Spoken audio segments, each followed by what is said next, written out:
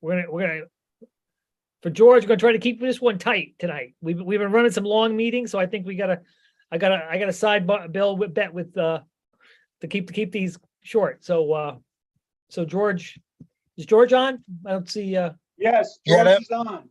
That Okay. works for me. okay, got it. So item number 2, public comments. Any Raquel, do we have any public on board? Yes, Lisa Nee. I'm going to promote her now. Beautiful.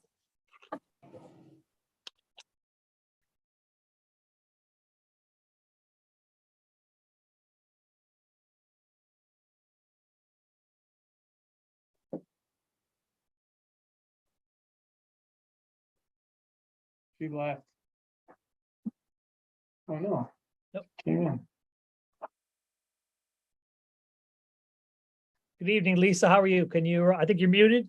Are you interested in? I'm mute. Hi, I know you want to keep the meeting quick, and that's fine. I'd love to just say what I need to say off the top. I'm on the board of directors for Disability Rights Connecticut, and I'm also a longtime Madison resident who's raised 3 children here. And I just want to be really emphasize the need for these buildings to be accessible. And that means electronic push buttons at the doors, take away the signs that use the derogatory term handicap, which are all over all of the schools right now, and that the entrances for the students are easily, independently accessible where all the other students enter the building. Well, thank you for those comments. I just to address them, the state has very high standards for accessibility, particularly on new buildings. So we will have to comply with those standards. And we'll try to exceed them for universal design. I don't know if our design team wants to say anything specific about that. Jeff Wazinski, principal at Tech Town Architects. Lisa, thanks for bringing that up. Accessibility is extremely important. We practice universal design in our projects. We want to make sure that there's equal access to all areas of the design building. So we'll keep your comments in the forefront as we continue to develop the design, but appreciate the comments. Yes, thank you. And I bring this up because the ADA was passed in 1991, correct? And we continue to have buildings, public buildings in Madison, schools in Madison that are not accessible.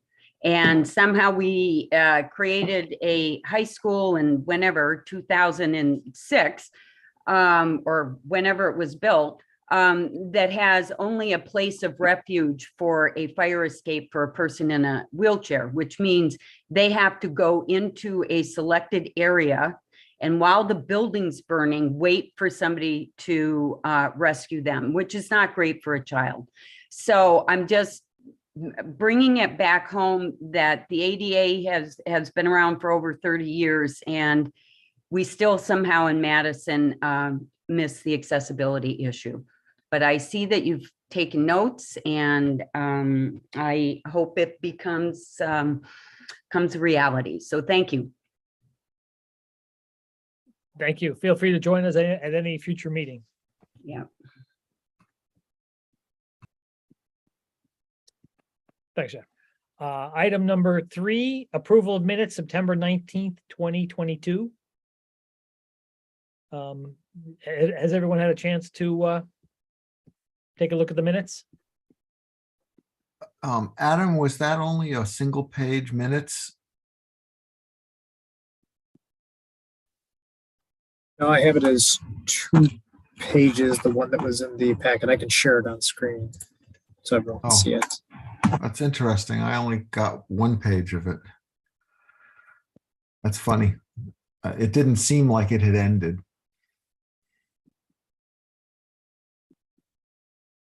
Not sure. There we go.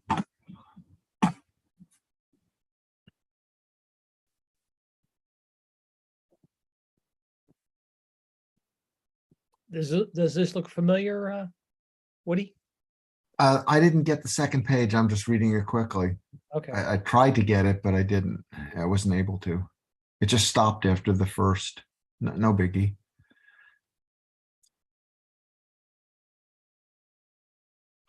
I mean, we could postpone the vote if other people likewise.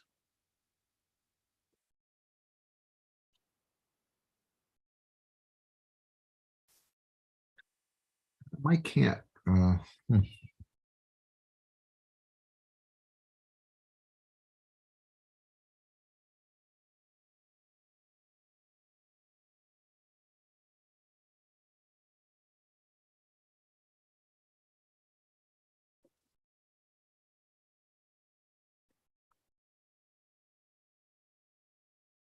That's great. Thank you. So you have to make the motion now, Woody, after that. Me? Okay. I make a motion that, subject to discussion, we approve the minutes of September 19th. 19th. Thank you. I was just about I'll to get second there. that. Any discussion? All in favor? Aye. Aye. That was unanimous. Moving on to item number 4, architect's update. So, Jeff or Justin, are you ready to share your screen? Sure. Yeah. Let me get this set up here. And don't feel you have to be rushed. I was mostly kidding about running a tight meeting. So, but I don't want to cut you guys short. Oh, no, that's okay. It's only, we've prepared about an hour and 20 minutes or so it shouldn't be that bad. All right, so everybody should be able to see a blue screen. Is that true? Yep. Yes. Okay, great. So yeah, we'll try to keep, what we've done is prepared basically a high level overview of all the activities that we've been working on over basically the last month or so.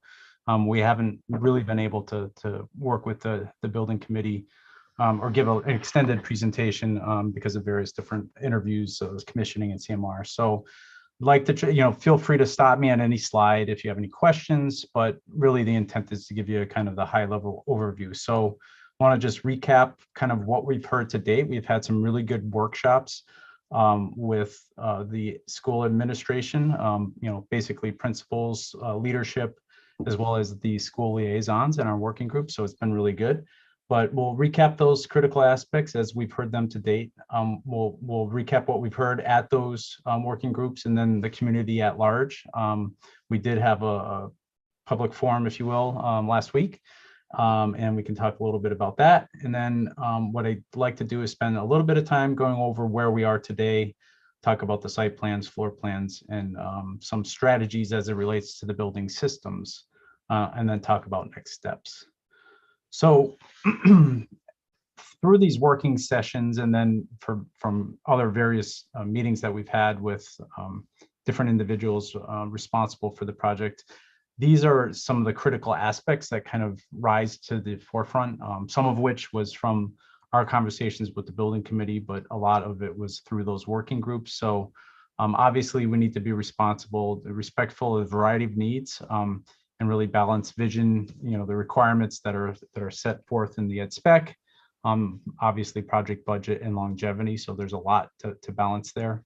The functional aspects, making sure that we've talked a lot about adaptable, flexible spaces that have the ability to kind of convert or are scalable. So we really worked hard at that and some of the details of the plan. The design, forward-thinking, diverse, inclusive, daylit, natural daylight and the importance of it, connection to the outdoors, obviously sustainability, PV and geothermal, making the building as resilient as we possibly can as we kind of map out the building and the building footprint.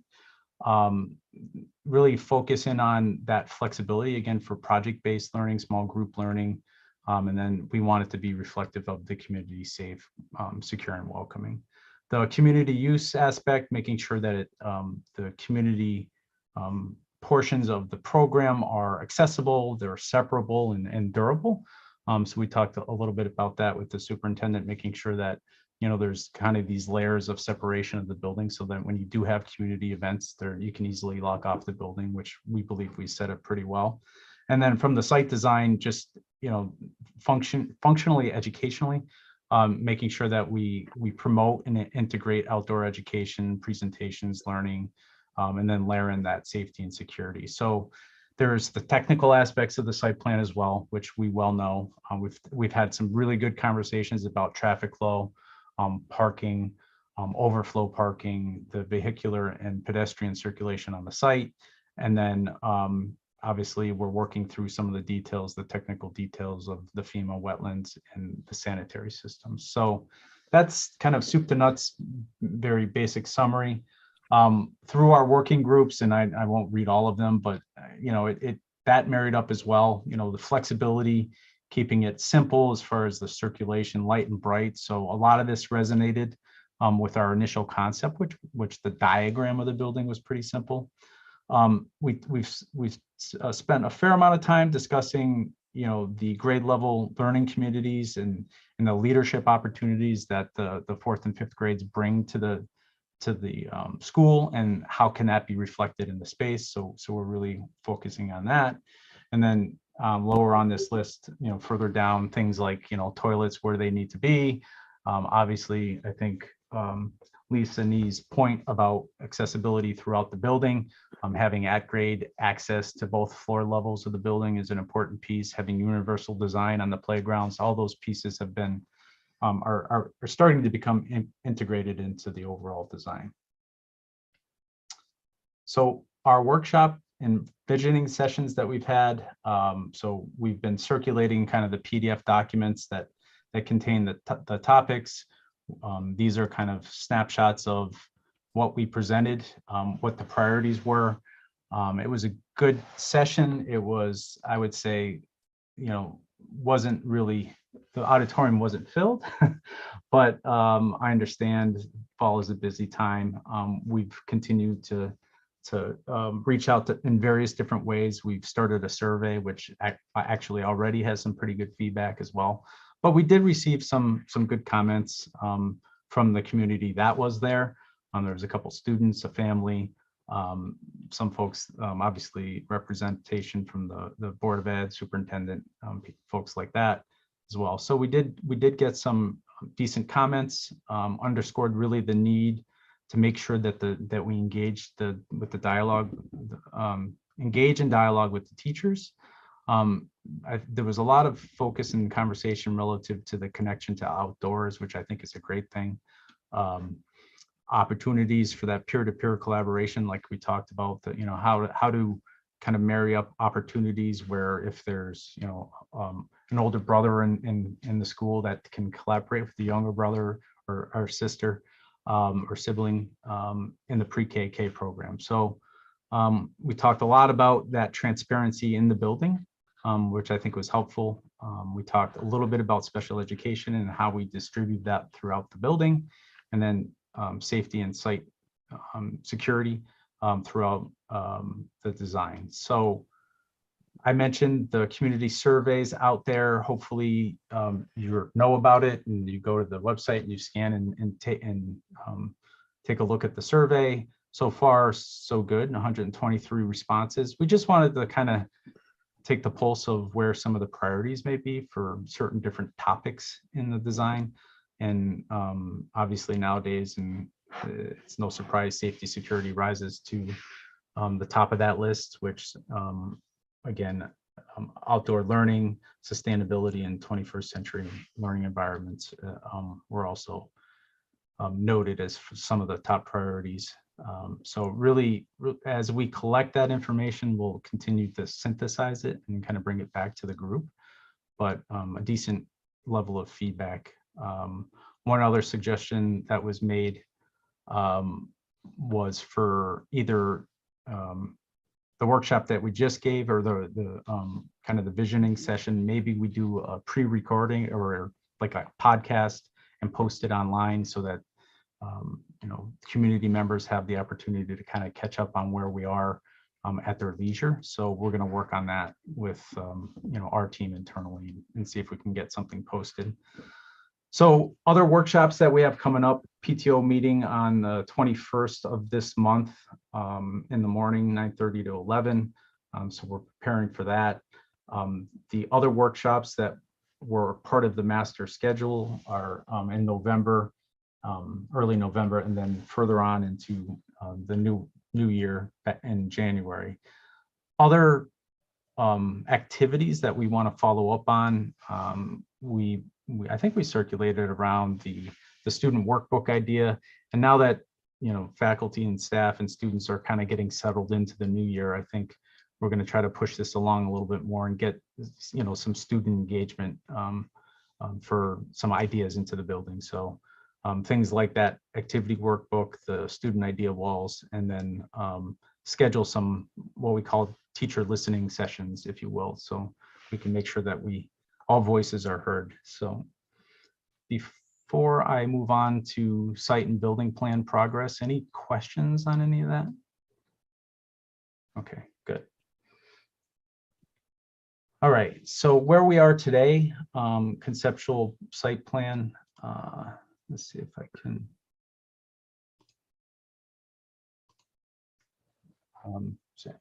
So Mungertown Road's on the left side, north is directly up on the sheet. We'll start at the bottom. You can see the kind of the yellow rectangles. So we've started to lay out in more detail with our civil and LA landscape architect and civil engineer, the bus queue, parking areas and drop off. And you'll see kind of two bus queues here. One it would be, once we get the grading down, it'd be at a slightly lower level, and then the one kind of at the same level of the street. The idea here is to extend the queue line as deep into the site as possible to get as many bus all traffic off of Mungertown Road to alleviate any traffic concerns. The other piece that you'll see throughout the site plan is these darker colored green areas, which are planned to be overflow parking if needed. So we're trying to design the parking that is the day-to-day parking for the day-to-day use, and then strategically locate some of these overflow pieces. And they're not yet fully baked. We don't want to have certainly sidewalk across some of the overflow parking in an ideal world. So we're working with our civil in LA to come up with a strategy there. But the idea is for the larger events for either the school or for the community, you can park on this stabilized grass pave area. On the north side of the site, we have a parent drop off, and you can see kind of the queue car lane there. It's about 22 with bypass lanes and then parking immediately adjacent to that. The entrances to the building are essentially mirrored from one another or symmetrical to the building. So this would be at grade access here. And then the lower bus loop also has an at grade access here, which is symmetrical as well. There's throughout the site, there's opportunities for outdoor learning, whether it be an amphitheater, outdoor classrooms. We're trying to kind of strengthen this spine, if you will, this green spine through the building that will relate both to the interior and the exterior. There's 3 distinct play areas, playground areas, pre-K, K. We have an alternative location here, and I don't know if it's identified on this plan. I think it's on the next slide. The geothermal field we're looking at anyways in this general location here. We still need to kind of map out the total number of wells as we continue to analyze the building. But the general idea is to have the geothermal field over in this general area. Playground area back here, and then we have kind of a more natural landscape, kind of pollinator pathway, if you will, with outdoor learning nodes all the way through. And then that blue circle down on the bottom right hand of your screen is that outdoor classroom. And that's intended to marry up with the idea that if we do have this land trust and this conservation area here, to really use it as an educational tool for the students in the community as well. Things like service kind of are tucked kind of to the lower level and concealed quite a bit with landscaping. So overall, what we're trying to do as we refine the site is bring back as much, green, soft surface as possible around the perimeter of the building so that we can have as many kind of outdoor opportunities or relationships as possible. This is more of a kind of a technical plan showing some more of the, I guess, the functional aspects of the site. The sanitary system still along the western side of the site. You'll see it over here. So we still need to look at a strategy for total layout and then emergency layout or the future layout. Total number of parking spaces is pretty significant right now. It's shown at 275.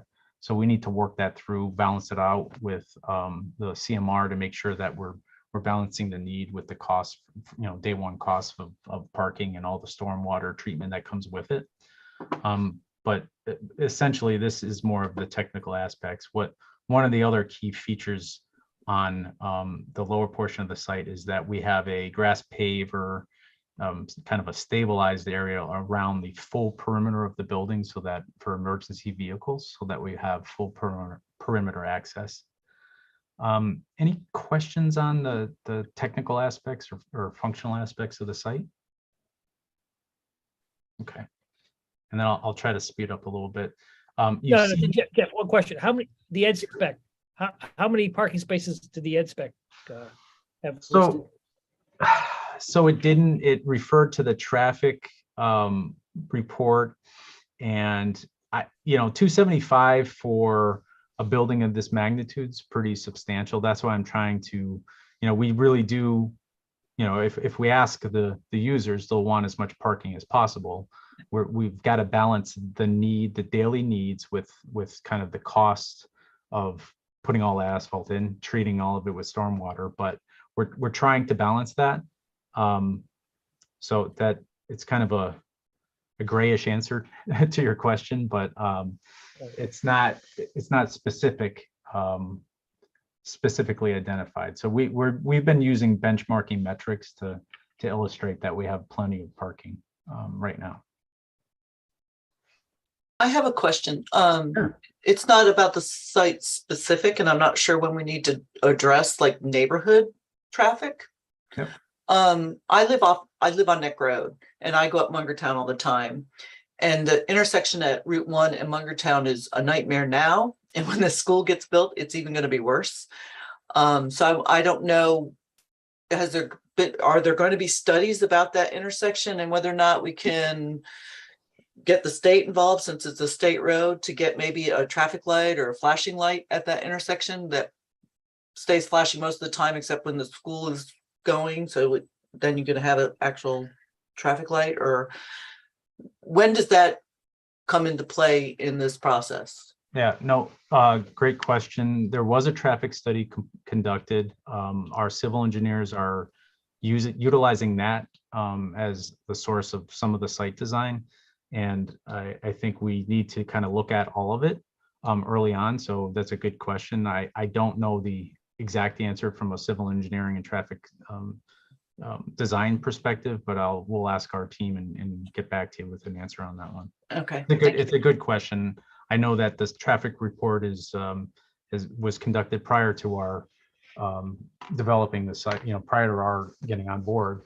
But I still think we need to synthesize that information with the civil engineers to talk about what is likely some solutions there. So Okay. I mean, when we go to our land use approval process, I'm sure it's going to come up in Yep. planning zoning. Absolutely. Yeah. Jeff, Sure. I'm confused by the 100-year flood line. So this flood line here, let me see.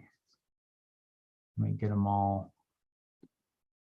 So this is the 100-year, this is the wetland setback. And what likely will happen, this 100 years is tied to the specific contour. What will likely happen is that this, which, let's see if I can zoom in.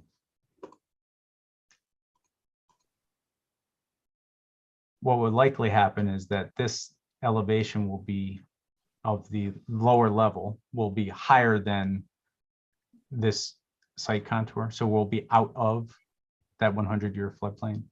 Does that I make see. sense? Yep. Yeah, you have to be 2 feet above the 500 for a Right. school. And I think that's mislabeled, to be quite honest with you. I thought that was the 500, but I'll take Yeah, it. that's what I was not, it didn't make sense to me that it's only the 100 because you'll Yeah. never get out of the 500 that way. I will look once we work our way through the presentation. I'll go look at the slide that I generated because that might be mislabeled, but I can take a look. But at any rate, the finished floor will be, as Graham had mentioned, it'll be above the floodplain. So we're still working on kind of planimetric layout for the site plan. They are in the process of taking this plan and starting to do the contour developments. So, but good question. Okay, so let me go through these few examples. So obviously, we may have shown some of these precedent examples before, but we're starting to integrate these into the the site plan design. Some more formal and then informal opportunities for outdoor education. There's one, and it most likely will not be as formal as the images that you see, but there's one kind of amphitheater area that we're trying to develop as it's immediately adjacent to the cafeteria, which we think would be a great relationship. And it's on the southern side of the site. So we're working on trying to develop kind of a larger gathering area where you could have, maybe an all grade event, if you will, outdoors. And then obviously we're working through, some of the rain gardens, the opportunities for kind of natural integration, natural systems. So as we work through the details of the plan, the design of this will be less about precedent images, more about the design itself, but we just wanted to show you some precedent images on the site. The building has been moving along fairly well. The overall diagram hasn't dramatically changed as far as the type of circulation. So let me see if I can. So the brown area, I'll walk you through the plan real quick from a color coding perspective. The brown area is the administration and staff. So north is directly up on the sheet. The main entry to the building would likely be here, and this will be kind of massaged and expanded a little bit. The center portion of the building, the purple and the kind of orange color, are all what we call shared specials. So the media center, the visual arts, STEAM, music, these are the program elements that will be shared by all grade levels. So we located them in the center. And then on the left side, it's a little different than the initial concept. We brought pre-K and K to the left side here. So this is immediately at grade and has entry on both the north and south side of the building with this spine here. So you'll see 5 kindergarten, 4 pre-K, and then this green space is kind of protected outdoor play. It's a courtyard, but what's interesting about this is it can have 2 functions. It can have opening doors, whether it's doors or a sliding wall, or an opening for kindergarten and pre-kindergarten to come out for an outdoor activity. And additionally, you'll see these dotted lines here. What we're trying to do with visual arts and STEAM is to provide some flexibility so that if you're, for instance, building a project in STEAM, you can open up this door, and right now we're showing it as almost like a garage door. You can open it up and come out here and test out your experiments. So really looking to try to make multi-use, multi-function space out of that outdoor protected play. And it also obviously allows for natural daylight to all the the pre-K, visual arts, and STEAM. And then all the yellow that you see on the plan spread throughout the building is primarily specialized education, and there's a variety of different size spaces, whether they're resource rooms or OTPT.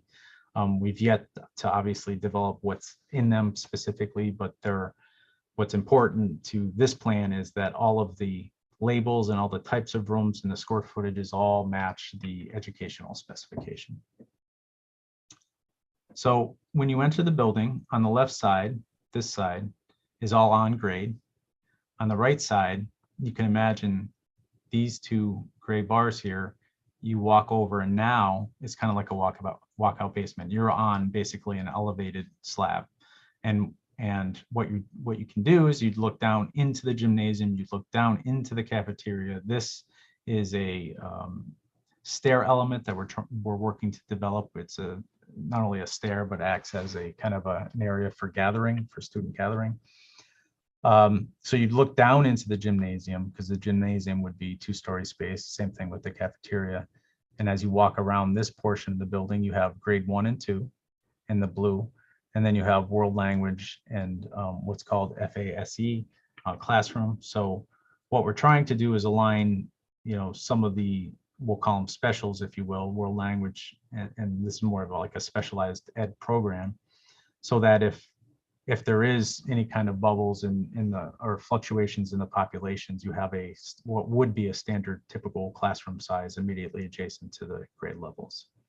What's nice about this is the resource rooms and the intervention rooms are immediately adjacent to the classrooms on either side, grade 1 or grade 2.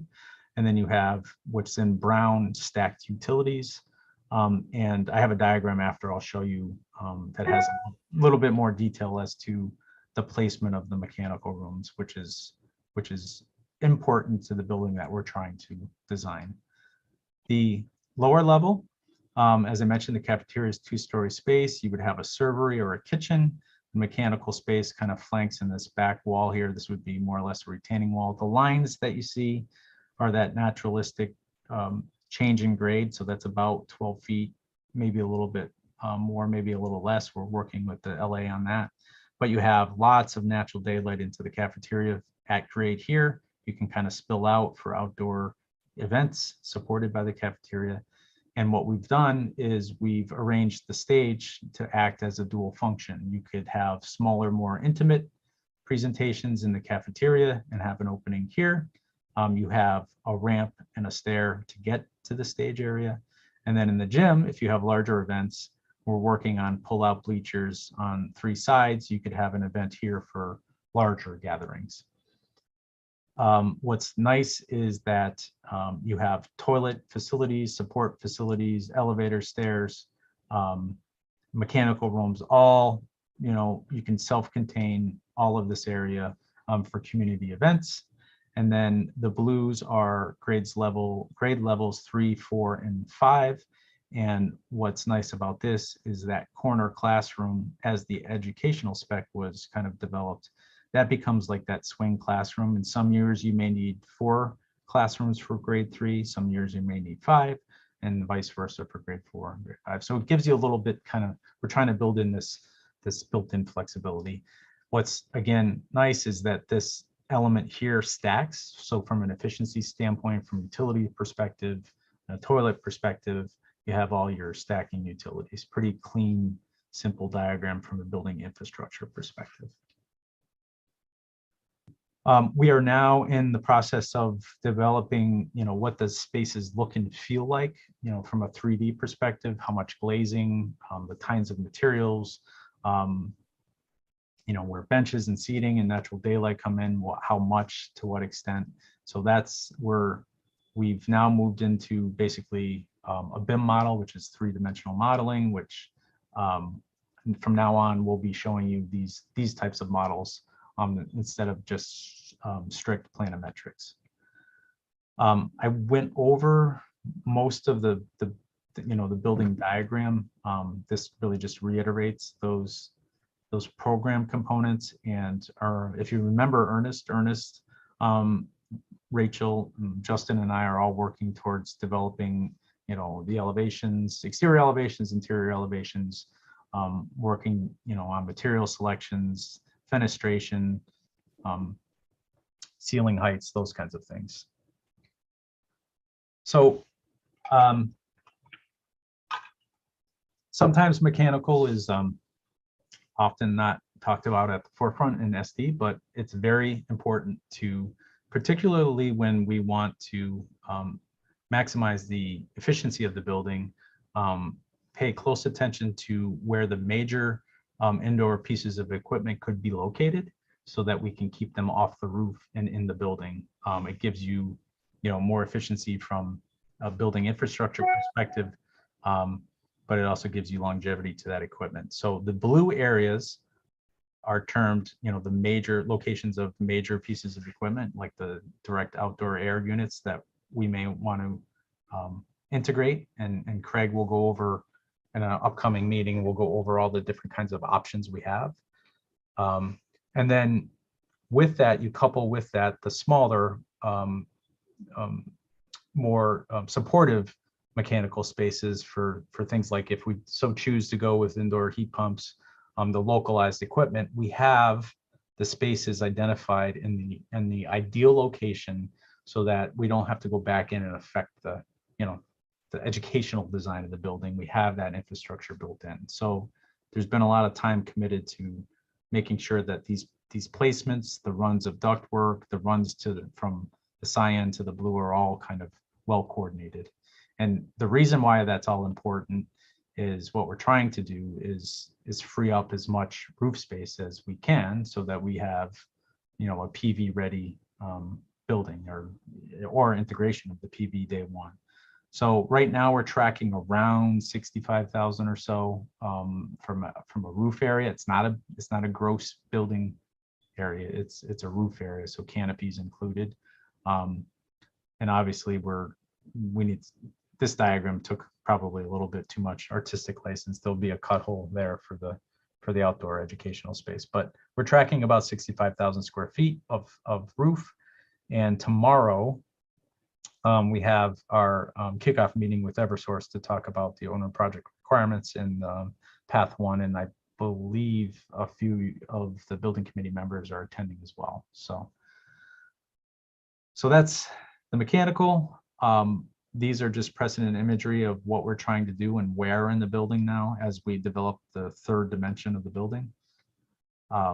Obviously, the center core of the space where we want to get as much natural daylight into there so that we can lower our reliance on artificial lighting and energy. We are working hard towards looking at options for the flexible spaces. As I mentioned, the visual arts, STEAM, center play areas, and the stage, the dual purpose stage. And then looking at every opportunity, there's, as you kind of zoom into the plan and look at areas for kind of smaller group gatherings or smaller project-based learnings, we're trying to get those integrated into the building quarters as well. And some of those locations are shown there. The communicating stair that I referred to earlier, we're looking at trying to develop a space that's very interactive so that when you enter into the building, it's warm, inviting, but open and transparent. And those are all kind of terms that we heard through our workshops with the educators. So this is kind of where we're headed with that. And then, of course, what we're trying to do on the southern side, and we're developing an idea now, Ernest and Justin and I are working towards looking at canopies on the southern side to not only protect the glazing that you have into the cafeteria spaces or into the media center, but also that could also couple for illustration of photovoltaics on the roof or kind of transfer of light to some of the outdoor educational spaces. So we're kind of playing around with that right now, design wise, and we'll bring you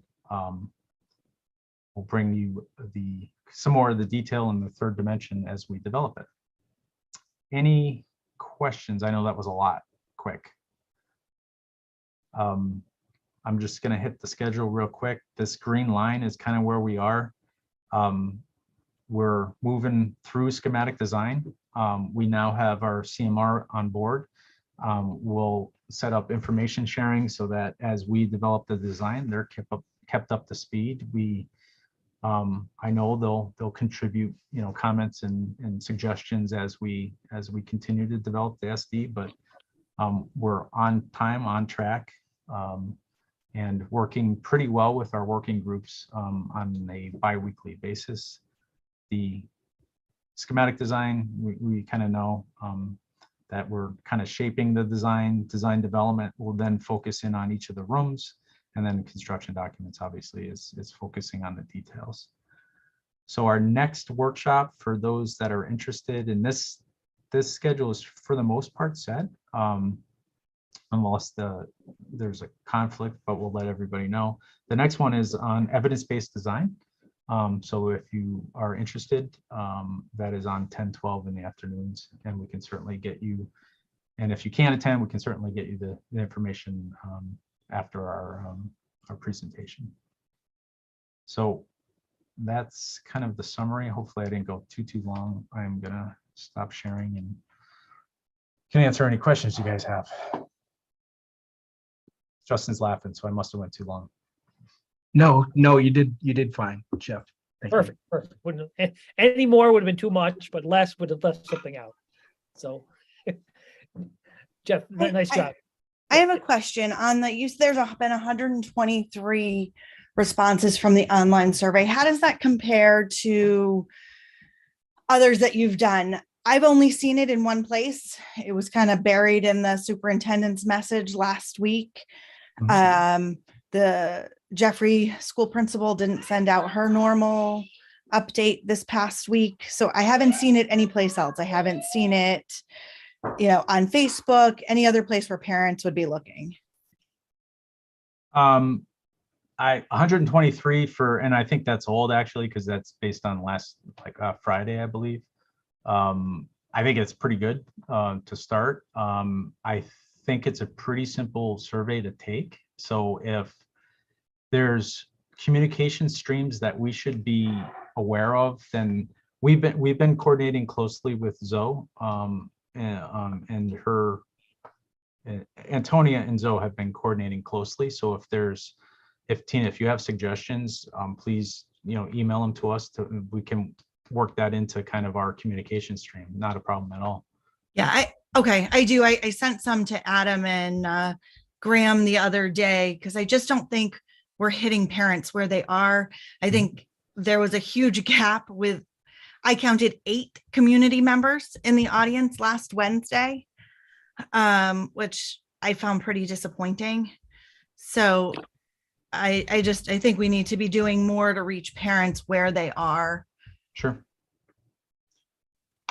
So Yeah, if I would say that 123 is a very, very good number, in my opinion, based on other surveys we did. When we did the Island Avenue survey, I think in 2 weeks we got maybe 100 for comparison. So in a matter of days, you got 100. How many? I don't know how many you have now, but I think that's actually pretty good.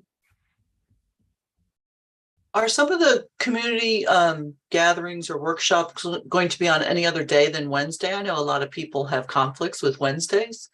Are they all scheduled for Wednesday, or will there be another opportunity for another night or maybe a weekend or something? We brought, it's interesting you said that about an alternative day. We're shooting for Saturday, and I think that was taken off the board. So you are right that they're Wednesdays. The dates were kind of kicked around quite a bit between everybody's. I know everybody has busy schedules, so but we can certainly look at some alternative maybe locations or reach out to other folks where they're at. If I think I know this was communicated and coordinated through the superintendent's office. So if we want to try to take a different approach to the community side and not just the school side, we can certainly do that. Yeah. And as far as getting the word out, is there a way to maybe send flyers or something to local daycares and preschools that aren't in the school? I mean, in part of the Board of Ed, but private ones in the area, because those are the kids that will be coming to the school. So maybe we can get something out. I think Tina to them. Yeah, no, that's a great suggestion, because I think Tina mentioned that at our first workshop. So okay. Yeah, I will collect the list, and we'll coordinate. Antonia is kind of running point. We'll coordinate with Zoe and just make sure that we're doing everything we can. To be honest with you, late afternoon, early evening on a fall for parents is really, doesn't matter what day, it's just tough, so we'll look for alternatives. I heard the biggest problem with it was there had been open houses for the schools Yeah. the 2 weeks prior, which just made it hard for that third week to have to coordinate childcare. Yeah, there was a little bit of fatigue there. Yeah, at the beat. Yeah, I hear you. So, all good comments. We'll take those comments and bring them to Zoe and see if we can get some other, venues scheduled. Yeah, I think if you record some and we'll go in the source and we'll send the links to the reports. And I think we're due to give the selectmen an update. So if you do a presentation, Okay. on a YouTube thing, and then we can go to the source, have a nice front page article, and then we can send a link to that. We can get it out. I think, I think, and Zoe is she used to work for the source. So she was the Madison person who was on the source. So she knows how to play inside baseball with that.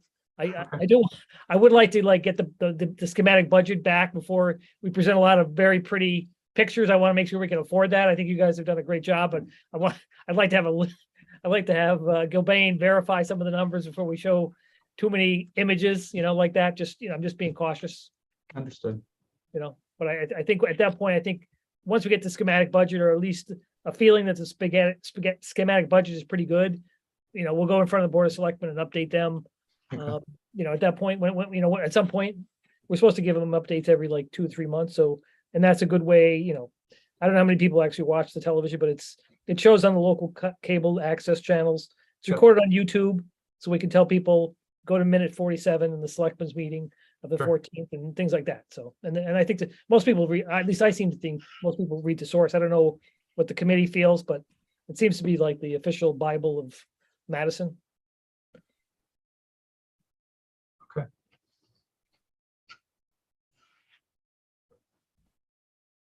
That works. Any other comments or feedback? Was that are you gonna have a clear story in the gym? I noticed it was a thing that bumped up. Is that a clear story for the gym? Is that the idea? Do you need that for your jump shot? Well, you should see Justin dunk, but we're working on the location of the Claire story and the floor-to-floor heights, obviously. So the answer is not yet in the gym. What we're primarily focused on is getting it deeper, kind of into the building in the corridors. We think the gym and the cafeteria, through maybe some northern facing rooftop windows might be a better source, but we're exploring both to answer your question. Got it. I'm sure Woody would like a nice flat roof for his PV. So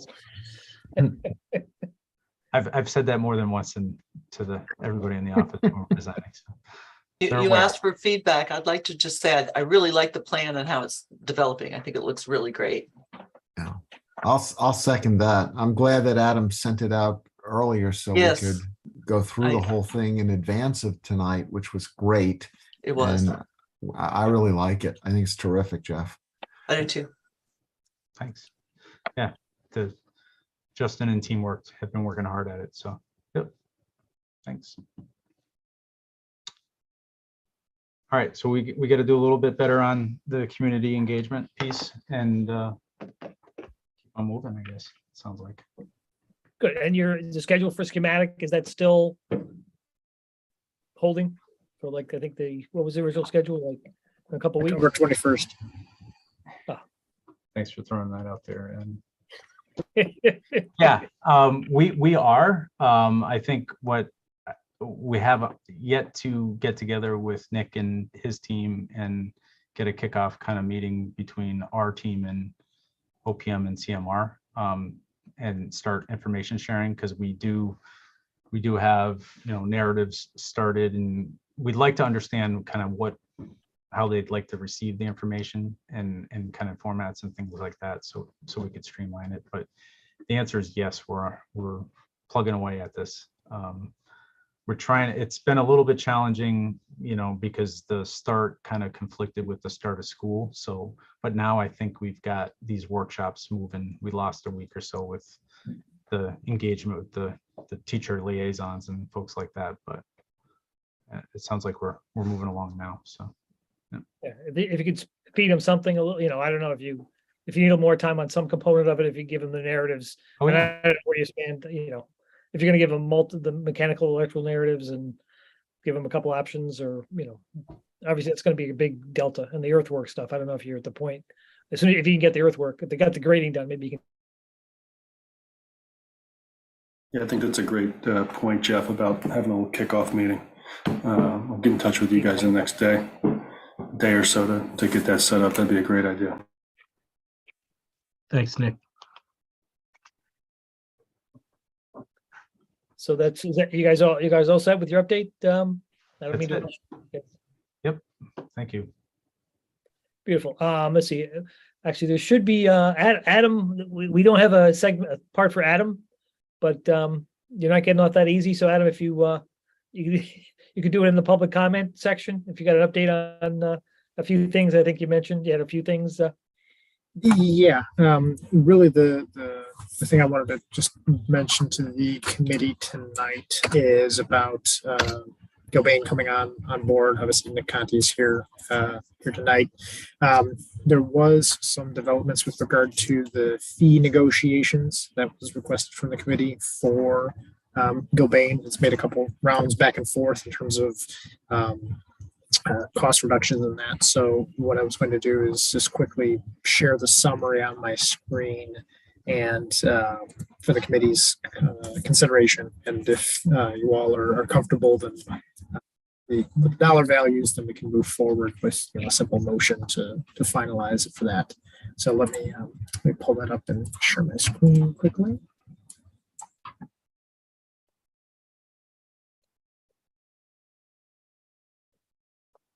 So this is just the narrative format. Then I'll bring up the spreadsheet to kind of compare it to. So coordination with Nick, some of the items that Gilbane is doing to bring down their fee include just raw cuts to their CM fee percentage, eliminating some of the second project engineer staff time in the back portion of the project,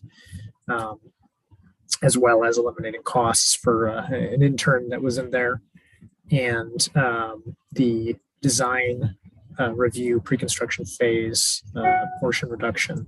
So all told, those savings amount to about $277,000. On top of that, there is the discussion with regard to general conditions as it relates to the main building construction. So overall project schedules, 20 something months likely in terms of shoveling ground to final completion of all the site elements in that bullet. But the main building construction as part of the schedule right now is 14 months. So in the event that we're able to bring the schedule forward and allow for increased time for construction, to a 15th month, Gilbane would not increase their general conditions for that additional month. And currently their general conditions are about $100,000 a month. So all told, there's approximately $377,000 worth of savings. To bring up the spreadsheet that you all had seen previously for comparisons. Down here, I'm going to zoom in here a bit. Hopefully that's a little easier to read.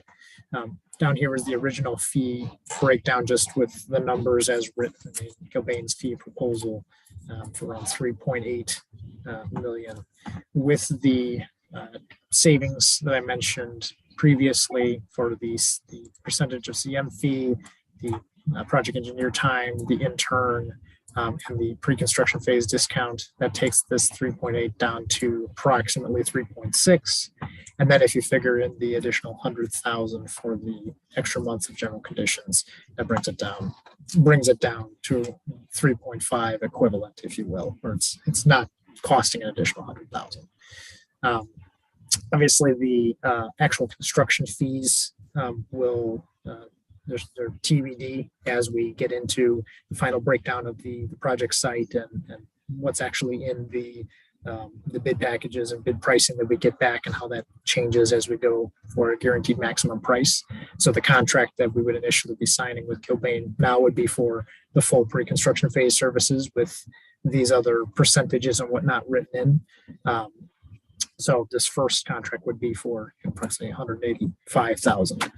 But as we get into construction, the guaranteed maximum price amendment, these calculations will help inform where their fee percentage is going as we go towards that eventual final, if you will, construction contract in 12 months, 14 months, whatever it is. So that's basically where we're at. Kind of bring it up to the committee in terms of its thoughts on the negotiations. Is that in alignment with expectations? Are we good to move forward? Is there additional comments? Open it up for Graham for discussion. Adam, so the supplemental geo assistance will not add any cost. Talk about the additional superintendent's resume that. Yes. That's correct, yes. That's correct. Great. Thanks, Nick. Yeah, a couple things, some housekeeping. So we went to the Board of Selectmen last Monday and they approved the authorizing the $34,000 for the schematic and us enter into negotiations for not more than the original 38.7. So they left it up to us to negotiate a number, no more than that. I think Adam's done a good job working with Kilbane to trim things. Again, some of these are just estimates anyway, but I think it's good work to help that money. The money will come in handy at the back end, in my opinion. So I don't know if anyone has any comments. We could entertain a motion. I think we need to formally make a motion to proceed. I guess with that amount. I don't know. I've opened up to any comments before that. Graham, would you like me to drop off for this discussion? I mean, if it, I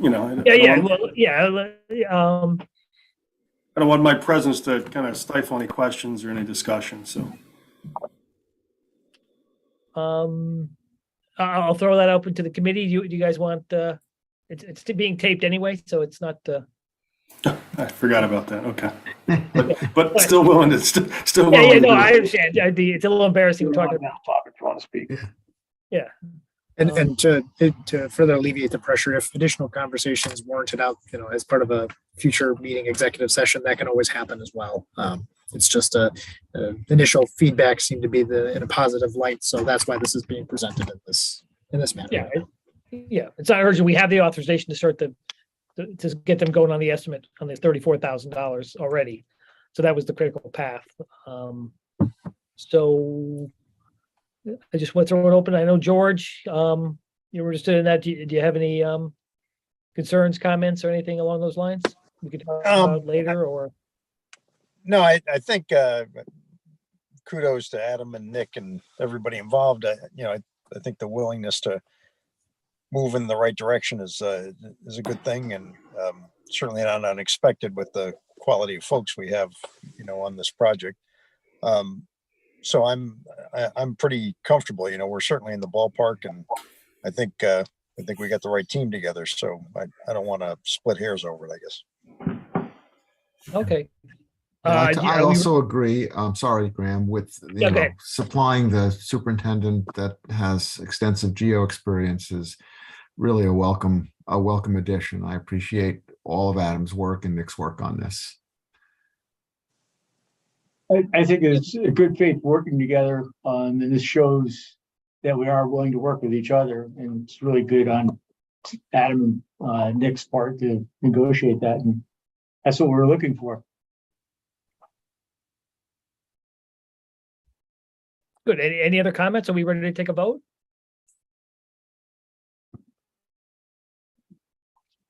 I think so. Okay. Would anyone like to make a motion? Adam, you didn't give us a prepared motion for this one? I did. That kind of came up at the end after I submitted the packet. So I think a simple motion to finalize the contract subject to the aforementioned negotiations, that would be enough. And then everything I just showed on the screen will be baked in where appropriate in the contract documents. I'll make that motion, what he just said. I'll second it. Just All gonna in say favor? what he said. Okay, what he said. Aye. Aye. Aye. Unanimous? Yep. Excellent. Very good. Then I will affect it as such. The only other thing I had for the group tonight was just a quick update high level schedule. I'll bring up the calendar view here. So tonight we were just largely focused on floor plan review. The next meeting on the 17th, there likely won't be anything too heavy of a lift at that meeting. Always review any other topics that come up insofar as communications or floor plan development. The heavy lift in terms of the end of schematic design will come at the end of the month here with regard to the actual first set of documents coming out and the subsequent reviews. Trying to get that wrapped up prior to the Thanksgiving holiday and getting the committee some additional cost estimates here at the end of November.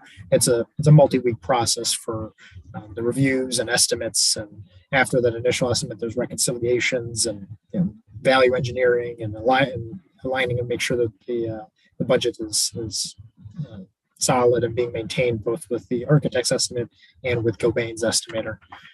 So there's a lot that's going on the back end there. We're through the initial heavy lift in terms of the hiring the architect and the commissioning agent and the construction manager. So great job, everyone there.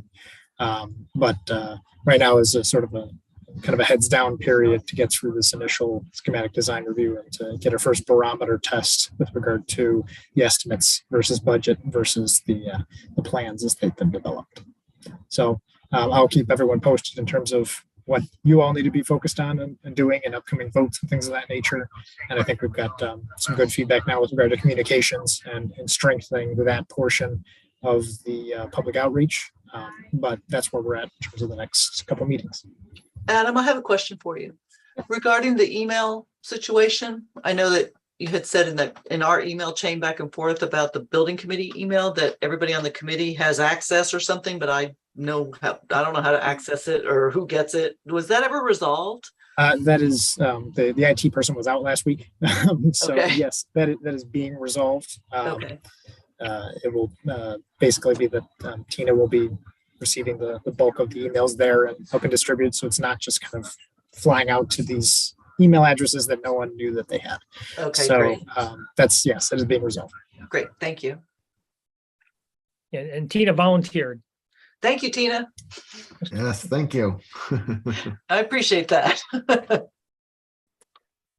We did get one email, I should mention, from the local trade unions saying that we should do this project as a PLA, which is a labor agreement. I can forward it to you. It would increase our costs significantly if we pursued that route. But I'm just laying it out there. I'll send it to you. The question of how much of a premium you'd pay is somewhat subjective. I don't know if Adam or Jeff has any thoughts about that. I mean, it's typically done in large cities, Hartford, New Haven. Generally do PLAs. It's a signed labor agreement. It guarantees union representation on the project, but it has a tendency to limit the number of bidders on the project to strictly union contractors, not open shop contractors. So it's somewhat limiting. But I just want to, I'll distribute it to everyone because they did send it to us. That was one of the emails that came in on the email, that email trail. So. And I don't know if Nick has any thoughts, if Nick's still on the call, if I know they've done PLAs and other projects in other cities, but I don't know if No, I think you summed it up. Yeah, we have done PLAs in other municipalities. Some choose to do it, some don't. I think, you kind of talked about the basic tenet of its union representation. The flip side of that is that the locals agree not to strike if anything were to happen with their internationals. So there is certainly some benefit there, but it's obviously a municipality and a building committee decision. But we're versed in both, and we're willing to work under either of the models. Yeah, and doesn't preclude union shops from bidding on the trades, obviously. And there'll be some that are obviously will be union trades. Correct. Can we wait till we know where we are budgeting with the budget before we decide that? I mean, especially if it affects the budget. I mean, Well, I mean, I think the plan would, Nick would, Gilbane would estimate it based on a non-PLA agreement, and then depending where we are, we can discuss it. But the consensus is that it would be higher. There's benefits to using a PLA, but I think the consensus, anybody would agree that it would be higher cost. That premium is, like I said, is subjective. Because you really get ability to price two jobs, one with and one without a PLA. Because you may only get one or two, you may only get two trade in a PLA, you may only get two bidders on a particular trade, which inherently drives the cost up if you don't get that third or fourth bidder. But it's hard to predict how that's going to impact. No, Sharon, that's not a decision we have to make this second. No. If we find by some miracle we're way under budget, we can when we get the SD budget back and prepare everyone. We're going to probably be at or over the budget when we get the number, due to the nature of contingencies and escalations that factor in, so that I suspect that we'll be, a little bit over the number initially, but that's part of our role is we may have to eliminate some stuff or work a little harder, but that's a given. I we're have not faith in our design professionals. But we're not getting rid of the geothermal system, right, Woody? Not after a 30% discount on it. No. I'm counting on you to really get that money directly to the building committee. But I'm sure if there's any way to get it directly to the building committee, we can do it. And I think you're meeting with the Eversource people. Yes, tomorrow. Okay, good. They're going to be on good.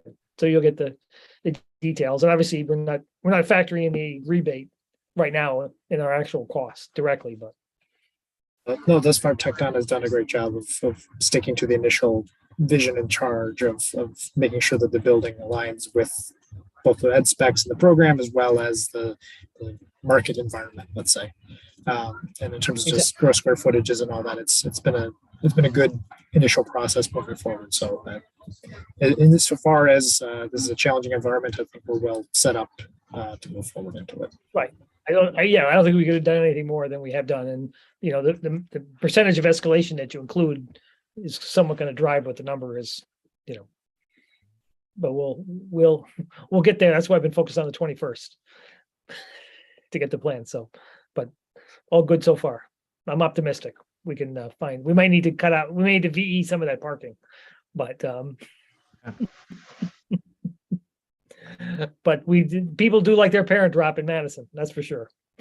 So we'll cross that bridge. So, okay. You all set, Adam? Even though you're not an item 4, you're 4A. You're a temporary item 4A. So that's it for me. Okay, good. Thanks. Public comment. I don't know. Do we have any more public comment? No, we don't. Okay. Any other remarks that we should talk about?